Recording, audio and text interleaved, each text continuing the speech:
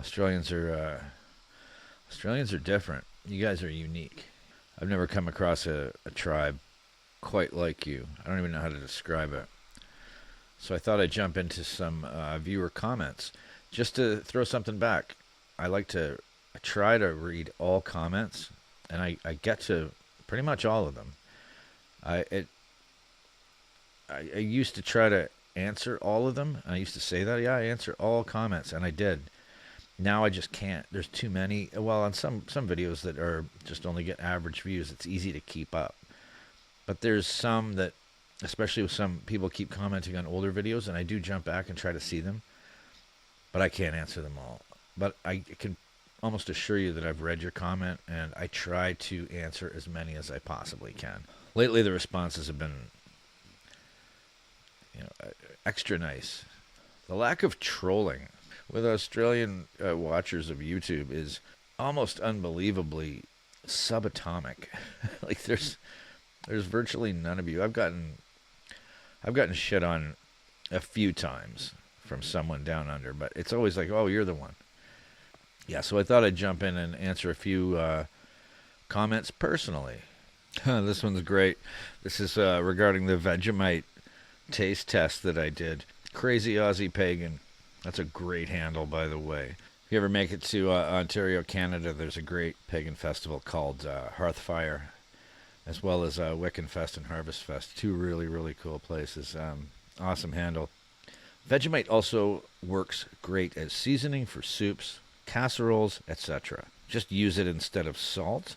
That makes sense. Even add just a tiny bit to your own bowl of soup or even ramen. Also try a fried or poached egg with a runny yolk and grilled tomatoes on a Vegemite toast. Well, I'm one step ahead of you, CAP. I've tried it, not on all of them, but I have tried it. What was the first one? Soups or casseroles. Haven't tried it in a casserole. I've had it in stew. I had a beef and potato stew, like a really hearty stew with big chunks of meat and potatoes in it, and I put Vegemite in it, and it definitely... I made it too salty though, because I usually put salt on the stew, and I wasn't thinking about how salt heavy the Vegemite is. So that's a mistake I won't make twice. But I like your idea of using it to salt up something while adding a distinct flavor. I've put it on hot dogs. I've put it on hamburgers, on grilled cheese sandwiches. I've put Vegemite on macaroni and cheese. The Vegemite that my friend Dave gave me, it's almost gone. I mean, I'll tell you, if I didn't like this shit, I wouldn't have pretended to. I do really like it. It took me a few minutes, but only a few minutes to develop a taste for it. I really, really like the stuff. And as far as your last comment on the Vegemite, also try fried or poached egg with a runny yolk, grilled tomatoes on Vegemite on toast. I haven't had it exactly that way, but I have had a fried egg on toast with Vegemite. So I'll try the and I'm sunny side up, so I'm on your page with the runny yolk, but not the tomato. I might try that next time. So, Crazy Aussie Pagan, thank you so much for the comment. I really appreciate it. What do we got here on this one? Clutch Cargo commenting on my first Bathurst video, which was thumbnailed, "What is wrong with Australians?" Clutch Cargo says, hopefully you have done some YouTube surfing and found some of the old footage from the 70s and 80s. And some in-car footage. Brilliant stuff. I'm really glad you left a comment. Check out some of my other videos. I don't know how many Bathurst videos I have. I got McLaughlin's Hot Lap. I've got a dedicated video to Peter Brock. I've done some tributes with footage that I dug up and a couple of songs that I wrote and then used AI to make them into like heavy metal songs. I've got my own personal history of the Bathurst 1000, the history of the race, just a little compilation of what education I was able to find for myself on it. I've got a few things on my Patreon as well, including an Alan Moffat musical tribute and the F1 at Bathurst, motorcycles at Bathurst. I did a reaction to the Daryl Waltrip Hot Lap, which was hilarious. And I made a lot of friends through Bathurst. I live streamed the 2025 and had a great response. I live streamed all 7 hours of it. I even did a shoey. Hockey skate. Nah, my skates are too expensive to drink out of. All right, let me find a shoe. You guys are killing me. Based on some super chat prompts from some of my friends.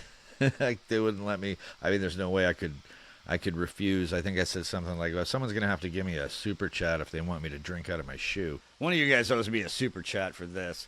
What are we at? Lap 71. I'll tell you what, at lap 100, oh, fuck, you did too.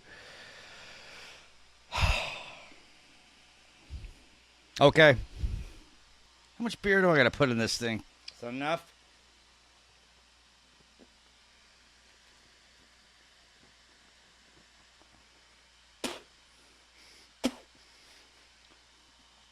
I cannot fucking believe I did that. That was for you, Coolio. All right, now what do you guys have to say? Let's read it. Oh, I should have picked a different shoe. I don't even want to read the chat. I don't even want to know what you guys are saying about me now. Oh, god damn. Oh. Now you're an Aussie. I better be an Aussie. I better have citizenship now. And sure enough, I had like 5 of them pop up. It's between a few guys. They made me like $100, which it really does go a long way for this channel. Despite what it might look like, 5,000 subscribers really doesn't make a lot of money. I really do this, for the enjoyment of doing it. It makes a bit of money, but not a lot. I just love talking to you guys and making videos about your country and learning about it, and hopefully I can make enough money from this to get there someday. So yeah, man, I've got a lot of Bathurst videos. I've live streamed 2 or 3 races now, and I have seen a lot from that era, including Alan Moffat, who, rest in peace, sadly just passed away. As a fellow Canadian, I was told by a lot of people to check out Alan Moffat, and what a class act. And Peter Brock and Dick Johnson. And so, yeah, I've dug into those eras, man, and I wish I was there to see them. I wish I was there like 6 years ago. I wish I was there to see at least the end of the, the Holden Ford, tribal warfare. I mean, like this, like the Blue Oval, yeah, man, I've dug into the history, and there's a lot there that I wish I had been around to see, but I still have the recorded memories that I can watch, and I'm going to be watching everyone from here on in. I'm going to as many Australian V8 motor races as I can. So thanks for that one, Clutch Cargo. I appreciate it, and check out my other Bathurst videos. I have a bunch of them. I hope you like them. Okay, what do we got here? That's on it. Boy, it's actually hard to read from where I'm sitting from my computer. But the comment is, and regarding Lap of the Gods, Canadian reaction to Scott McLaughlin's insane racing skills. There you go, Clutch Cargo. We're covering one right here. The top 10 shootout is easily the best and most exciting part of Bathurst. And I replied, I'm not sure if I agree with that, but I certainly respect the opinion. In fact, my next video is going to be answering and responding to comments, and this one will be included and personally answered. So let's read what that Sonic Boy wrote. The top 10 shootout is easily the best and most exciting part of Bathurst. I see where you're coming from, and I mean, who am I to have an opinion? I've seen one Bathurst, although I was told it was one of the best ones in decades. So maybe coming from that perspective, based on the first one that I watched, the top 10 shootouts, I mean, first of all, what an awesome way to slot out, your top 10 drivers. I can't think of a more unique way to slot in your top 10 positions in a race than, taking the top 10 for qualifying and then giving them, you got a shot at a lap all by yourself. You got the track to yourself. See what you can do. Because it's not only going to be conducive to setting records, but, you got to have a little bit of extra skill in the game to get that top spot. Just because you qualify, that's just step one. And then you kind of like you pass selection, and now you gotta really prove it. It's I love the top 10 shootout. I think it's fantastic, and yeah, it's super exciting. And I can't speak for any race before that because I haven't watched a complete race before that. I've seen a lot of highlights and a lot of big chunks of some old races. But the first and only one that I've seen so far is 2025. And I'll tell you, top 10 shootout, really cool. But that race, nah, the top 10 shootout was as cool as it was. And maybe it's because it's the race I watched, and because it was the first race I watched, and because that race was so unique and so memorable, at least to me, that for me the best part of the race was, the last 10 laps. Golding and Payne and Reynolds, like it was pure fucking drama from about 20 laps in, and the weather, throwing the weather on top, watching them fly along that skyline and dive into the dipper in the fog with the wipers. You can see the water that the wipers are throwing off the windshields. And I had a friend there. My friend Darren was there, one of my subscribers, and he was the whole week he was sending me photos and videos, which was awesome. So I felt like I had someone on the ground there too. So that added something else to the race. And it was so cool. It was the first one that I wrote a song for it. I could never have produced the song as it came out, but the words are mine, and it just came out of me. It was one of the coolest things I'd ever seen. So maybe I'd think differently if I'd had started watching this race, say, a decade ago or 20 years ago, or maybe my whole life. Maybe I would agree with you on the top 10 shootout easily being the most exciting and best part of Bathurst. But for me, the best part for me was watching a professional driver broke down, get out of his car, climb over a fence, and then go and have some beers with fans. That to me was one of the most unique, inspiring, and applaudable moves that I've ever seen out of an athlete, a competitor in any sport, any discipline. That was one of the coolest things I'd ever seen. And guys were bugging me. My subscribers were bugging me in the live stream. You got to pick a driver. Who's your favorite driver? And I'm like, I don't have one yet, guys. I haven't even watched my first race yet. As soon as I saw Chaz get out of his car and do that, I'm like, that's my guy. That's my driver. He's not even going to finish the race, but if you want me to pick a favorite driver, that's him. And then he goes on and he wins both races at Gold Coast, which was awesome. And I said, if he wins the championship, I'll do another shoey, because I didn't think that was possible. This time it was out of my hockey skate. But yeah, I totally respect your opinion on that, because the top 10 shootout is really unique, and it's unlike anything I'd ever seen in another competition before. So I totally respect your opinion. I just think that the only reason I disagree is because I only have one under my belt, and maybe if I'd have seen, Chaz do his, 2 minutes 3 seconds, 3.3 seconds, if I'd have seen that one like live or something like that, I'd probably be right on your page. But either way, I'm glad you left a comment. Thanks for being part of the conversation.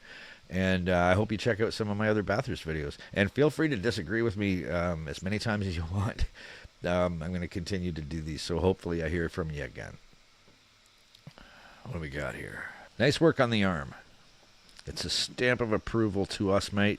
Anyone who wears the stamp is a brother or sister. Merry Christmas. And all the best for the new year to you and your family. Love the tat. Money well spent. You are now a member of our club.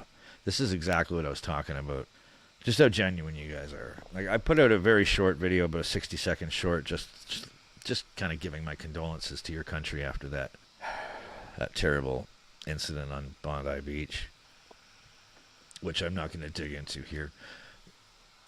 And the response from it was really beautiful, and it was really kind, and just a lot of thanks for the support, thanks for caring, love back to Canada,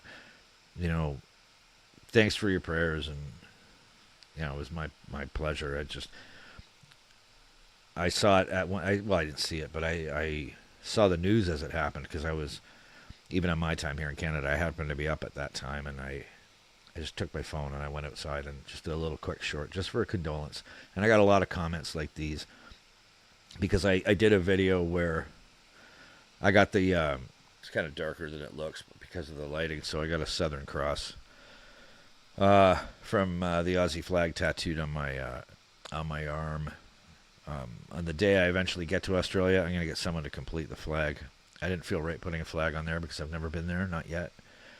But I thought the cross with the Southern Cross stars, just a symbol of solidarity. That's all. And yeah, my heart goes out to everybody there. I said it before. The video's got some really nice response, but it's probably not going to make a lot of money. I said I'd donate any money that video made to charities associated with that tragedy. But you know, even if it makes $50, that's where it'll go. So, thank you very much for that comment. That warmed my heart. I really appreciate it. So, Stu Whiteman, thanks, man. Stefan H7T, I think that's what it says. The only track I have raced better than Mount Panorama is the Nürburgring Nordschleife. I can never pronounce that name. Both are amazing. Yeah, they are both amazing tracks. I have a little bit of an issue with the Nürburgring, or however you pronounce that track. I know exactly what you're talking about. The massive. I think the guy who built it might have had little man syndrome, because, yeah, I mean, who builds a racetrack around a castle for 26 kilometers? It's an awesome track. Don't get me wrong. It's really cool. I've played it on a few games, and here's why I think Bathurst is better. I mean, I've only played, I've only experienced either track on video games. So I don't know if you're talking about a video game, but if you're an actual race car driver, if you are, you obviously have a lot more street cred than I do when if comparing anything to anything. But I'll tell you my personal opinion, just based on the tracks themselves, because I've dug into all the history on Bathurst all the way back to Phillip Island, and I was going to do a video on the Nürburgring, I don't even know how to pronounce it, on that German racetrack. I was going to do a video on it, but it's not Australian, so it just wouldn't have fit, even as a kind of a Bathurst adjacent video. It just wouldn't fit. I don't want to do it. I'm sticking to Australia in my videos now. Australia and occasionally New Zealand, but that's where I'm focused now. But in my research on it, I kind of found that it's kind of pretentious, that track, just because, first of all, they're not public roads, and Bathurst are public roads, and in my opinion, all the greatest racetracks are roads, like Le Mans. That's a road. Those are roads that people can drive. I grew up watching the Molson Indy in Toronto, public roads, right down Lakeshore in Toronto, right past the CN Tower and right along Lake Ontario. Those are the races. I mean, racing started the second that the second car was built, and wherever those cars drove, that's where they raced.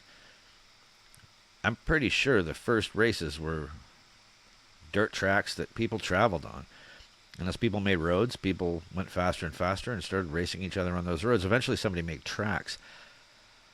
In my opinion, the roads are where it's at, because that's where people drive. It's got more of a soul. And that track in Germany, first of all, it was designed to be the hardest track in the world. It was designed to be the longest track in the world. And it was put together, like, no one would ever build a road like that. Nobody would ever use that method to get from point A to point B. It's just too goddamn dangerous. I mean, this is another thing why I think Bathurst is better. Bathurst is like, a long track as tracks go. It's over 6K. But that German track is like 26 kilometers. Like, what if you went to that race to watch it and you had a favorite driver? You're going to be waiting, 12 or 13 minutes for your driver to come back around or more?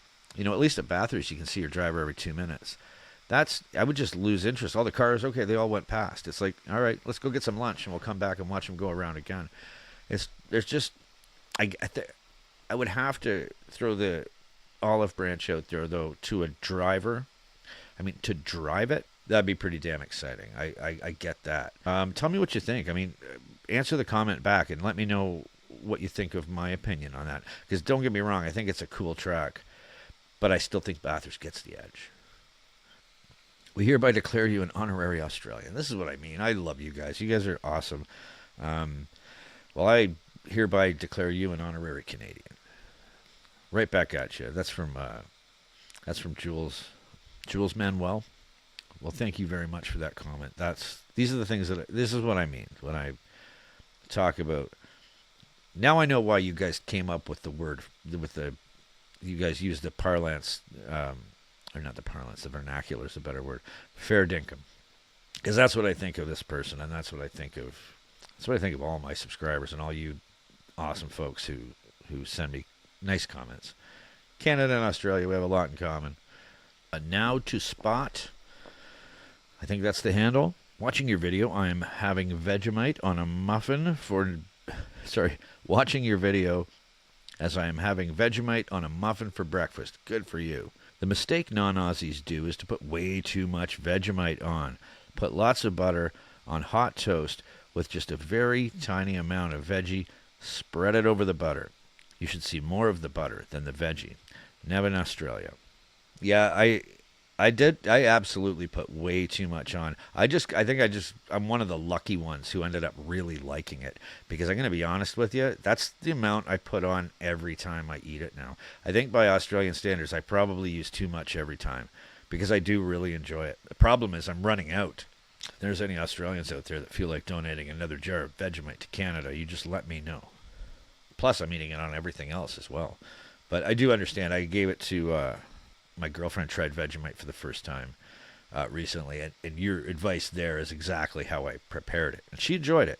But I think if I had gone as heavy as I did on mine, responding to the Ashes of Cricket, this is Joshua Turner, I believe. This is the first time watching your content, and I just put it together that you probably started as a Wheel of Time podcast with that.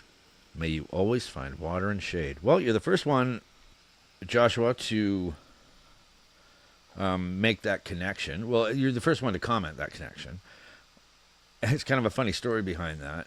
Obviously, yes, May You Always Find Water and Shade is from the Wheel of Time, which is my favorite fantasy series that I've ever read.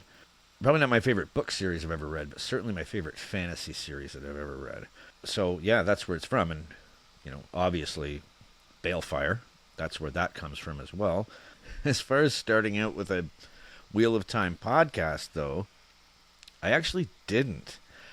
Although I was going to. I actually started out with a Star Wars podcast. I was the co-creator of the Quarter Portion Star Wars podcast that ran for about 7 years. And we did some Comic-Con interviews and booths at Comic-Con.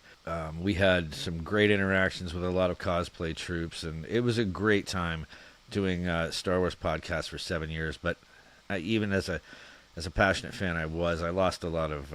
I became very disenfranchised with the franchise, and I haven't had much interest in Star Wars in a while. And when I heard that the TV show for the Wheel of Time was coming out, I was... obviously over the moon about that. So that's when I grabbed the handle, the Balefire podcast, and I was going to kind of rekindle my love of podcasting with the Wheel of Time. One thing led to another. I didn't have time to get it started. I'm like, okay, I'll wait till the first season's over and then we'll kickstart it. And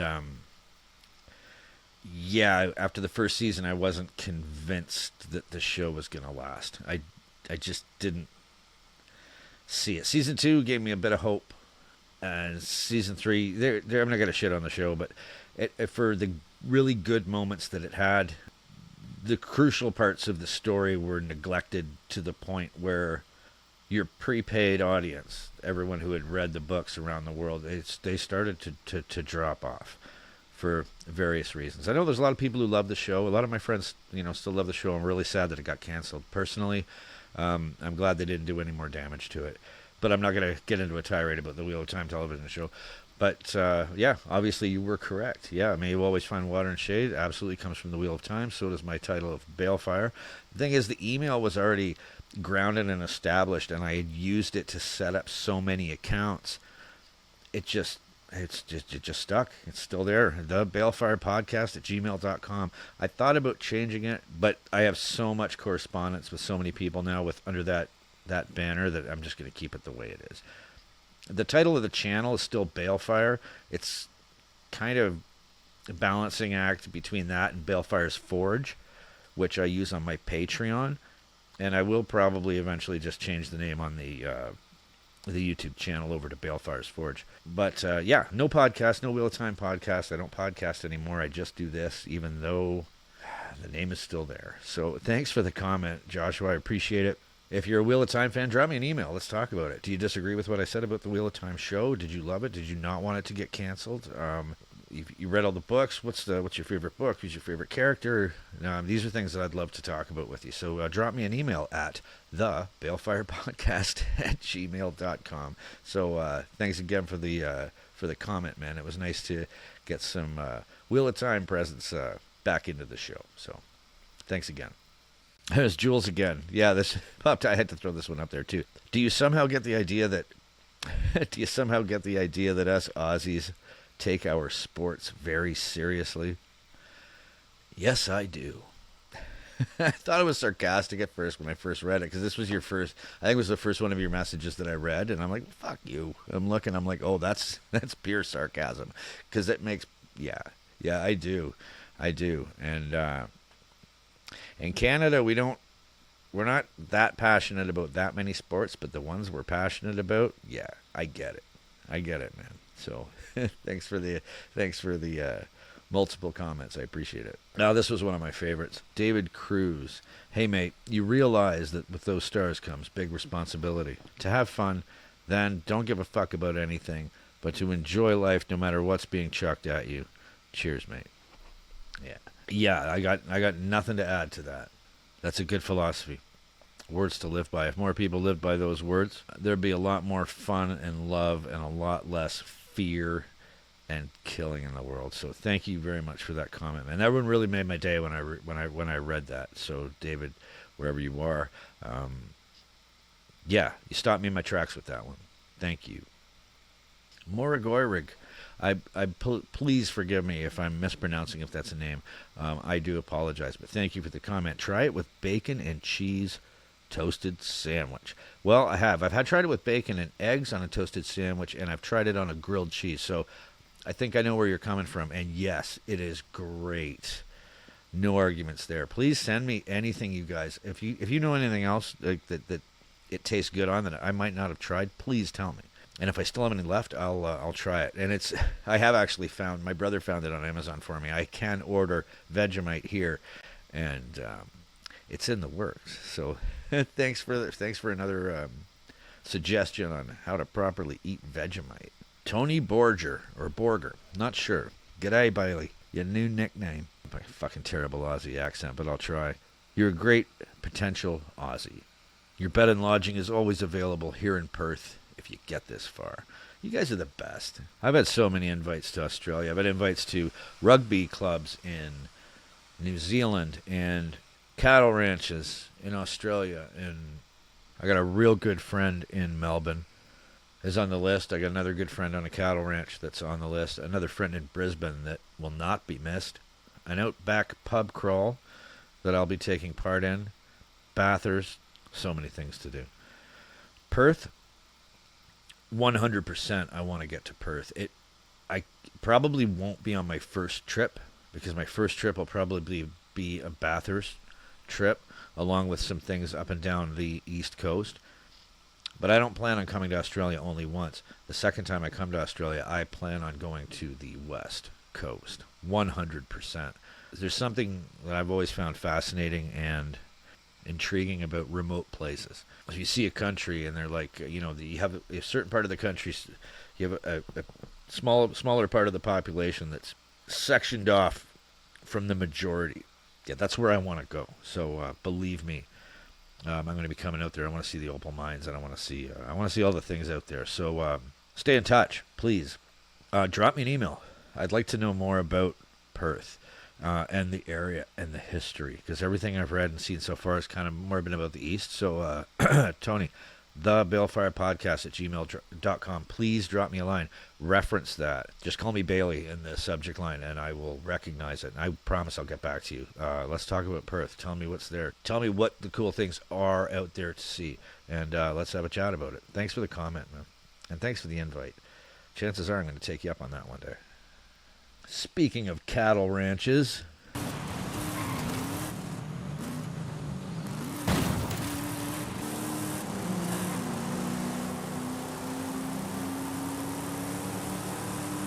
we love football, meat pies, kangaroos, and Holden cars. And the odd mad Canadian. Especially the ones who do a shoey and are a few moose short in the top paddock. Moffat would be very proud of you. Just as we are. You're too awesome, brother. We are one, and the Forge is attracting many. It's an honor to be part of the many. Love from New South Wales to you and Mrs. B. Yeah, XU1, if this was an email, I would be talking to him by name. But on YouTube, if I know someone personally, I try to keep their name private unless I know they're okay with me saying it online. And I'm going to tell you, this guy, you want to talk about fair dinkum. This dude here, XU1, he's been with me pretty much since the beginning. Has helped me with my Bathurst education, shown me some photographs of his vintage and legit Holden. He's the reason that I know what model car Mad Max drove. He's been so supportive and encouraging and ball-busting and sarcastic and unflinchingly, unapologetically fearless in his comments and his friendship. Yeah, I can't thank you enough, brother. Thank you for leaving the comment. That was really, really nice to say. And I tell you one thing: the honor's mine. The honor's mine. I never thought this channel would take off, let alone because of a shift in focus to Australia. I said I've always had a fascination with Australia. I meant it. It's true. But that fascination has turned into a real love. All you folks down there, and XU1, it's a prime example. The honor's mine. The honor's mine with all of you. I'm very humbled that so many of you tune in to watch some idiot from Canada talk about your country and explore your culture and your sports and your people, and sharing your happiness with things, and unfortunately last week sharing your sorrow. So XU1, yeah, I love you, brother. Thank you so much for all your support. I cannot wait to meet you one day. What's it, knock the froth off a Frosty?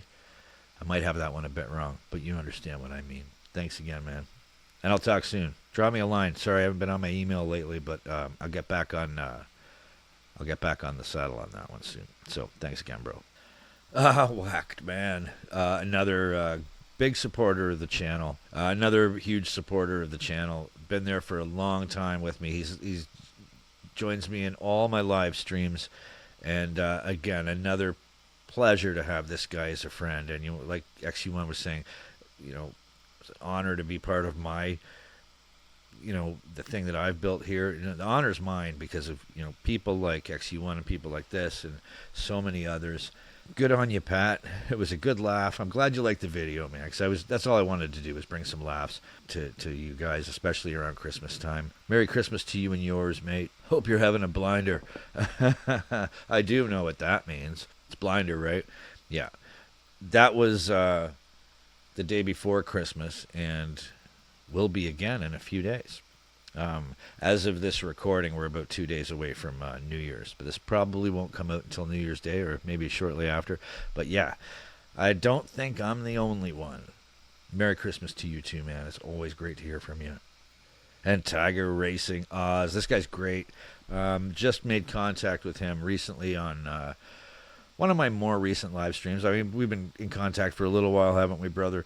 But not as long as some of my old school subscribers. But he popped into the chat pretty frequently during one of the races, and he was just a pleasure to talk to. So he's one of us. Merry Christmas, Pat. I hope you had a great day. Looking forward to 26. Now your naturalization process has been passed. Shoey, Vegemite, Bathurst, and now a Southern Cross. You know you're not just an Aussie, but Bogan as fuck. Man, I can't. Like, that's that's one of the nicest things I've ever. That's one of the nicest compliments I've ever gotten. Yeah, Gav, that's really, really, really awesome of you to say. If there was another country in this world that I would happily dualize my citizenship with, it would be you fine folks. I can't think of a better group of people to share a country with. Thanks, man. I really appreciate that. Happy Joy. Have you ever seen Ren and Stimpy? Happy Joy. I just want to know. It's an old crude Canadian cartoon from the 1980s that I just don't know if you've seen it, because Happy Joy or Happy Joy was something from that cartoon. But regardless, Merry Christmas, Balefire and family. Much love. Yeah, right back at you. Merry Christmas to you and everyone you love. And, may the new year bring love and joy and peace. And let it be a better year. Yeah, Merry Christmas and Happy New Year to you too. Thank you very much for the comment. Paul Wallace. We'll do two more. Paul Wallace. Not taking anything away from Scotty's lap, but Murphy's lap of the gods will still be lap of the gods. I think you mean will always be, but I think I get where you're coming from. Murphy's lap, car body, and panels all come from Holden off the production line. These cars, the only thing... Hang on. I'm going to think it means in these cars, the only thing that came off the production line was the panels and lights. That's it. Huh. Two totally different cars. Even the chassis of Scott's car were built in-house. All the race after the VX Commodore. Okay, you got a few typos in there, but I'm pretty sure I understand what you're saying. So that's not something that that's a really good point. That's not something I really took into consideration. And it's a question I actually had, but I never really asked anybody, because when I looked at the old footage, particularly the 1980s, I think it was the XU1. Was it the XU1? The Holdens from the 1980s, those cars were fucking badass. God damn, it was a cool fucking car. And the Commodores, the Torontos. Is the Toronto the XU1? Is that what it is? Either way. I looked at the newer ones, like watching, for instance, Mostert's lap. The what was it? 1 minute. Was it 2 minutes 3 seconds? 2 minutes 3.3. 2 minutes 3.3 something seconds. I know it's a Holden, but it looks like a race car. Whereas you look at the old. I'm talking about myself here. You guys already know this shit. But when you look at the old footage of the Holdens, they look like muscle cars. They look like cars, but they look like muscle cars, but they look like cars. They don't look like. I mean, they look like a race car, like a muscle car would, but they don't look like. They look like something that's designed for the road, not a track. So man, you bring up a really good point that I never really thought of, because I've heard a lot of people say that. I'm not taking anything away from Scotty, but the Murphy's lap of the gods compared to this guy or this guy. Every time, and I've heard people argue, no, lap of the gods is lap of the gods. If you get the fastest time ever on a hot lap, that's your lap of the gods. But you just changed my mind. In a way, it's comparing apples to oranges. It's like comparing the greatest, cricket player of all time. I'm just using something from your guys' reference, or a hockey player from my reference. It'd be like comparing Connor McDavid to Gordie Howe. But you're talking about two different eras of sport. And especially when it comes to motorsport, you're talking about flat-out technology. Let's say Tiger Woods and Tiger Woods and Jack Nicklaus. I mean, how good would Jack Nicklaus have been if he'd had tailor-made burners or a $4,000 set of Nike clubs back in 1971, and a personal trainer. And so I guess when you're comparing technology, it's even more apt to separate them. If you're talking about true stock. So that makes a big difference. So you've definitely changed my mind on that. I'm going to look at that lap of the gods very differently. In fact, I'm going to do a video on Murphy's lap of the gods just to make that comparison and set the record straight. So, yeah, Paul, thanks for sending me that, because, you know, I don't change my mind very often, but I always listen, and you made a really good point. So I'm actually going to make another video. I don't know when it's going to come out. Might be a little while because I have a few things lined up, but I'm definitely going to make a Lap of the Gods. I'll bring you up in that video too, and I'll probably show this this comment, because that is definitely a game changer in that debate, at least for me. So, what do the rest of you think? Do you agree with Paul, or do you think it's Scott McLaughlin who has it? Because if you think Scott McLaughlin has it, then you got to think that Chaz has it. You know, as far as I know, his hasn't been broken. I mean, he went 203.3, so that would just mean that it's his now. But Paul here changed my mind, so I'm going to regress on my opinion. I'm going to go back to and agree with Paul on Murphy here. So, what do you guys think? Let us know in the comments. Do one more here, then we're going to wrap it up, and I'll do the next ones on the next. I'll probably do this once every month or two. Once I get a bank of awesome comments, I'll do one of these videos. Balefire, you're doing great, because one thing Aussies respect is genuine people, which you are. We see through fake people and don't hang around long for it. No, you don't. You folks do not suffer fools. I know that. Nor do we tell others about it. We cruise to the party, but whether we stay, well, it's all about the vibe. Watch Castle. It's a classic Aussie cult movie. Ask all your community on here for their favorite catchphrase from The Castle, and you'll get a few, and they'll all be classics. Well, Jules, I've watched half of it so far, and I'm loving it. The only reason I didn't watch the whole thing is because I'm on a different time schedule than you guys. And when I heard about the movie, and I'm actually doing a reaction video to the movie. Obviously, I can't play the whole movie, but to some of the best parts, you'll see me react to them. And I'm going to do a movie review on it, because it's supposed to be, I mean, from everything I've heard, it's like one of the most quotable Australian movies of all time. And Bana's in it, which was cool. A young Eric Bana, I think that's his name. He's great. But yeah, I've watched about half of it so far. Really enjoying it. Probably this weekend I'll get a chance to sit down and finish the film, finish the recording, and you will definitely hear about my opinion on the movie. But I will say, thus far, I absolutely love it. Thanks for the suggestion, because the review is on its way. All right, so there's a few comments answered in there. I have a few more in that folder that I'm going to go through, but it's getting pretty late where I am right now, and I'm pretty tired, so I'm going to wrap that up. Maybe I'll release 2 comment videos, because I'm not quite done yet, but I'll throw the comments that I still have in that folder to go.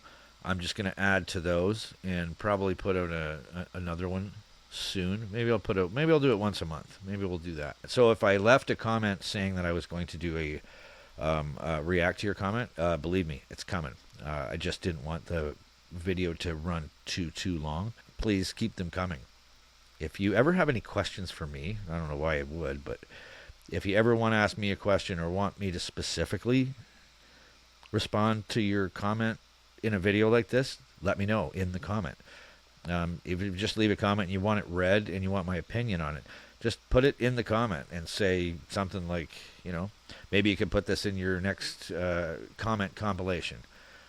Or a comment compilation, please. If I read it, it'll get in there. And I read almost all the comments, or at least every one that I can get to. And if I don't get it, send me an email and say, hey, man, I left you a comment that I'd like you to respond to in a video. I definitely will. Okay, so, yeah. Thanks to everybody who's supported my channel throughout the year as it's been built up. And just to be welcomed so much into the community of Australians who, for some reason, find me remotely entertaining. So I love you all. May you all find water and shade. And I'll see you on the next one.